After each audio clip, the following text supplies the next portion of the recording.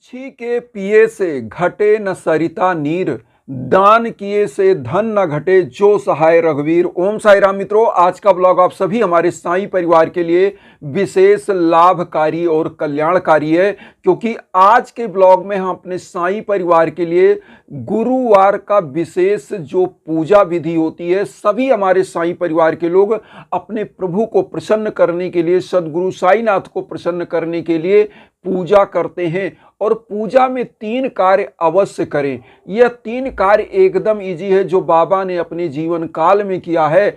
और देखिए, इस कलयुग में, भौतिकतावादी युग में, महान सदगुरु साईं बाबा के बताए हुए मार्ग पर जो भी व्यक्ति चलता है वह भव सागर से पार कर जाता है। क्योंकि कहा गया है कि कलयुग का है नाम अधारा, सुमिर सुमिर नर उतर ही पारा। तो आज जो हम उपाय लेकर के आए हैं, बाबा का बहुत ही बेहतरीन, बहुत ही सरल उपाय, जो आप गुरुवार की पूजा करते हैं उसमें आसानी से समस्त माताएं बहनें, हमारे बंधु बांधव सब लोग कर सकते हैं। करना क्या होता है, देखिए, इस सबसे बड़ी तो आप समझिए कि जब भी आप पूजा करने बैठे तो बाबा का 2 शब्द याद रखिएगा, सच्ची श्रद्धा और सबूरी। ये 2 चीज ऐसे चीज होते हैं कि इस नौका पर सच्ची श्रद्धा और सब्र पे जब आप सवार हो जाते हैं तो कि कोई भी पूजा आप करते हैं सच्चे मन से तो उसका फल आपको मिलता ही मिलता है। मैं आपको बता दूं एक उदाहरण कि एक समय था, आपने पढ़ा भी होगा, सुना भी होगा कथाओं में, कि 5-5 हजार वर्षों तक ऋषि मुनि तपस्या करते थे, तब जाकर उनको फल मिलता था। लेकिन आज कलयुग में आदमी की जो औसत आयु है वह 50 साल, 60 साल, 70 साल, इससे ऊपर आदमी जाते जाते लोहा लग जाता है। यहां पर मैं आपको बता दूं कि इस कलयुग को जब सबसे बड़ा जो पूर्ण प्रताप मिला है कि कोई व्यक्ति अगर सच्ची श्रद्धा से, सबूरी के साथ नैनो सेकंड भी अपने प्रभु में कॉन्संट्रेट हो जाएगा, उन पर ध्यान लगा लेगा सच्ची श्रद्धा से, कि जब वो अपने आप को समस्त रूप से अपने प्रभु के श्री चरणों में न्यौछावर करने के लिए तैयार हो जाएगा, समर्पित कर देगा, समर्पण कर देगा, उसके अंदर अहंकार और घमंड नहीं होगा, वो निश्चित रूप से प्रभु के एकदम करीब आ जाता है। और हमारे बाबा कहते हैं कि जो कभी भी अहंकार और घमंड नहीं होना चाहिए, इसका त्याग करना है। क्योंकि रामायण में भी लिखा है कि को नहीं जन्मा अस जग माही और प्रभुता पाए जास मद नाही। मतलब इस धरा पर कोई ऐसा जन्मा नहीं है प्रभु श्री रामचंद्र जी के अलावा जो प्रभुता पा जाए और उसको अहंकार ना आए। तो यहाँ पर अहंकार को जानते हुए भी हमको, अगर आप जान रहे हैं और उसको धारण किए हैं तो गलत है, उसका त्याग करना है। आपको क्या होना, नम्य होना है। यहाँ पर मैं पूजा बताने से पहले एक छोटा सा कथानक बता दूं। गौतम ऋषि का नाम आपने सुना होगा। एक बार गौतम ऋषि नहाने गए तो एक जल बिच्छू, नदी में वो नहाने जाते थे, ऋषि मुनि पहले नदी में ही नहाते थे, नदियों के किनारे आश्रम होते थे। तो गौतम ऋषि सुबह सुबह नहाने गए, अपने वस्त्र लेके, वो तट पर वस्त्र रखे और जैसे ही नदी में वह प्रवेश कर रहे थे, देखा कि जो नदियों की धाराएं होती हैं तो उसको टकरा कर एक जल बिच्छू नदी में, मतलब नदी के जल से बाहर आ गया, वह तड़प रहा था। तो गौतम ऋषि ने सोचा कि क्यों ना इस जल बिच्छू को उठा करके हम पानी में डाल दें। उन्होंने जैसे ही वह उठाते थे, वह इतना तेज डंक मारता था कि उनका हाथ एकदम से निष्ठुर हो गया, मतलब उसमें शून्यता आ गई। लेकिन वहीं पर 3-4 आदमी बैठकर तमाशा देख रहे हैं।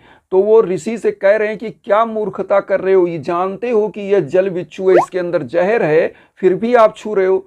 तो गौतम ऋषि ने एक जवाब दिया कि उसका काम है डंक मारना, अपने जीवन को बचाना, और मेरा कार्य है कि किसी के लिए उसके जीवन को बचाना। तो मैं अपना धर्म निभा रहा हूं और वह जीव का जो प्राकृतिक नेचुरल गुण है वह अपना कार्य कर रहा है। डंक मारना उसका प्रवृत्ति है और मेरा प्रवृत्ति है कि हम किसी की जीव को बचा सकें। तो हमारे साईं ने क्या कहा है, यही बात, इसलिए इस कथा को मैंने जोड़ा। मेरे साईं ने कहा है कि जब भी मेरी पूजा करो सच्ची श्रद्धा से और गरीबों दीन दुखियों को ध्यान में रखकर। तो करना क्या है, आप देखिए 3 बातें। क्या, पहला नंबर, गुरुवार की पूजा में अगर आपके सामर्थ्य है तो खिचड़ी का भोग लगाएं और इतनी खिचड़ी बनाएं कि कुछ 10, 20, 12 5-7 जितने भी गरीबों को आप बांट सकें उतने को बांट दें। जैसे ही यह अन्न या खिचड़ी वह प्रसाद के रूप में वह गरीब खाएगा, वह व्यक्ति खाएगा, जो भी व्यक्ति हो, गरीब हो या अमीर हो, कोई भी, जैसे ही बाबा का प्रसाद ग्रहण करेगा उसकी आत्मा से एक आशीर्वाद अदृश्य रूप में निकलेगा जो आपके हर बाधाओं को दूर करेगा। तो बाबा क्या कहते हैं, मैं समस्त रूपों में समस्त जगहों पर हूं। क्या कहते हैं बाबा, मुझे सदा जीवित ही जानो, अनुभव करो सत्य पहचानो। 11 वचन में ये 2 लाइनें हैं और 11 वचन में बोल दूं एक बार। बाबा ने कहा है, जो शिरडी में आएगा आपद दूर भगाएगा, चढ़े समाधि की सीढ़ी पर, पैर तले दुख की पीढ़ी पर, त्याग शरीर चला जाऊंगा, भक्त हेतु दौड़ा आऊंगा, मन में रखना दृढ़ विश्वास, करे समाधि पूरी आस, मुझे सदा जीवित ही जानो, अनुभव करो सत्य पहचानो, मेरी शरण आ खाली जाए, हो तो कोई मुझे बताए, जैसा भाव रहा जिस जन का, वैसा रूप हुआ मेरे मन का, भार तुम्हारा मुझ पर होगा, वचन न मेरा झूठा होगा, आ सहायता लो भरपूर, जो मांगा हुआ नहीं है दूर, मुझ में लीन बचन मन काया, उसका ऋण ना कभी चुकाया, धन्य धन्य वा भक्त अनन, मेरी शरण तज ले नन। तो बाबा के 11 वचन में ही बहुत चीजें छुपी हुई हैं। बाबा कहते हैं, जैसा भाव रहा जिस जन का, वैसा रूप हुआ मेरे मन। तो मतलब जिस भाव से आप लोगों की सेवा करते हैं, गरीबों को देते हैं, वैसा ही रूप बाबा का हो जाता है। और बाबा यहाँ क्या कह रहे हैं, मुझे अनुभव करो, अनुभूति का विषय हूं मैं। और बाबा किसी न किसी माध्यम के रूप में आते हैं। हो सकता है यह वीडियो ही आज मेरे मन में जो आया, यह बाबा की प्रेरणा हो, आप तक पहुंच रही हो। तो कहने का मतलब है, बाबा किसी न किसी रूप में आप तक पहुंच जाते हैं। किसी न किसी रूप में पहुंचने का मतलब है कि आपने साईं सच्चरित्र पढ़ा होगा, तो बाबा कैलेंडर के रूप में आ जाते हैं, पोस्टर के रूप में किसी के घर किसी ने इनवाइट किया तो वहां पर बाबा जो है वो कल्पना केवल करता है कि बाबा मेरे घर आ जाए, तो बाबा वहां पहुंच जाते हैं। तो बाबा का क्या है ना कि बस यही बाबा कहते हैं, मैं आपके आसपास हूं, बस मेरे बताए मार्ग पर आप चलो। तो मतलब गुरुवार को पहला काम खिचड़ी का भोग लगाना है। दूसरा काम, यहां ध्यान दीजिएगा, जैसा कि मैंने कहा, दान दक्षिणा यज्ञ याजन हवन जरूर होना चाहिए। अगर आप मानव का तन लेकर पैदा हुए हैं, 84 लाख योनियों में एक योनि जो मिलती है मनुष्य की, अगर इसको सार्थक करना है, तो अगर 4 पैसा आप कहीं से कमाते हो तो उसमें उस दीन दुखी गरीब का भी अंश है। उसके लिए आपको क्या करना चाहिए, दान के लिए कुछ दक्षिणा निकालना चाहिए, दशांश निकालना चाहिए। हर धर्मों में दक्षिणा की बात कही गई है, चाहे वह कोई भी धर्म हो। हमारे हिंदू परंपरा में दशांश की बात कही है, मतलब 10वां अंश निकालने की। हम कहते हैं 10वां भी ना निकालिए, आप 20वां निकालिए, आप 50वां अंश निकालिए, कुछ तो आप निकालिए। कहा गया है कि बाढ़ पूत पिता के धर में, खेती उपजे अपने कर में। तो यहाँ पर पहला तो खिचड़ी बनाकर गरीबों में बांटिए। दूसरा, आपको दान दक्षिणा के लिए अपने कमाए हुए अंश से कुछ निकाल देने से वह समस्त धन धर्म का बन जाता है। वह धन जहां लगता है वहां उन्नति कराता है। इसलिए, और रहा सवाल यज्ञ याजन का, जो मैं कहता हूं, मैं यज्ञ क्यों करता हूं, मैं इसीलिए कहता हूं, जब भी जीवन में आपके भीषण बाधाएं हो, घर परिवार में कोई दिक्कत हो, कोई भी, जब आप पूजा करके थक हार गए हो, कोई भी चीज हो, तो आप हमारे इंस्टाग्राम पर संपर्क करिए। इसीलिए मैं बार बार कहता हूं कि यज्ञ याजन के लिए आप वहां से, आपके नाम पर, आपके गोत्र पर जब संकल्प होकर हवन होता है, तो आप विश्व के कोने कोने में कहीं हो, वह ऊर्जा आप तक पहुंचती है। और यज्ञ याजन हर कोई नहीं करा पाता, जिसका भाग्य होता है वही करा पाता है। तो इसलिए होता है यज्ञ याजन।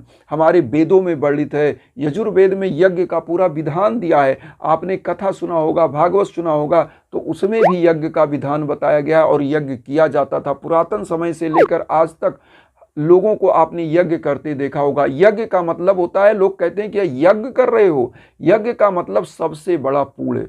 तो इसीलिए हवन होता है, यज्ञ होता है। अब आइए आपको तीसरी बात बताते हैं।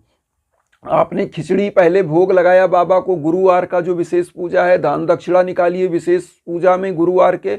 उसके बाद तीसरा चीज क्या होता है, तीसरा चीज होता है कि बाबा की पूजा जब भी आप करते हैं, तो तो एक आपको सबसे बड़ा चीज़ यह होना चाहिए कि अपने घर परिवार में जो भी आप पूजा करते हैं उसमें एक दीप जलाइए और पूरे परिवार में वो लोगों से बोलिए कि वह दीप को प्रणाम करें, बाबा को प्रणाम करें।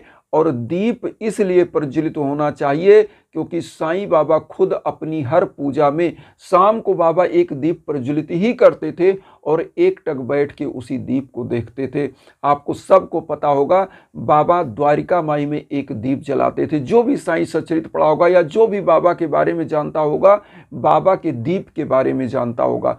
तो एक दीप पूजा में, डेली की पूजा में आप यह कर लीजिए, लेकिन शाम को तो एक दीप प्रज्वलित ही प्रज्वलित करना है। और बाबा को दीप प्रज्वलित करके आरती करके पूजा करके डेली का, उसके बाद पूरे घर में यह दीप दिखाइए और लोटे का जो जल रखिए पूरे घर में छिड़किए। और इस दीप को अगर आप संभव हो सके तो अपने मुख्य दरवाजे पर रखें। इससे क्या होती है, सकारात्मक ऊर्जा आपके घर में आती है और नकारात्मकता दूर होती है। आपके घर में धन लक्ष्मी प्रचुर मात्रा में आती हैं।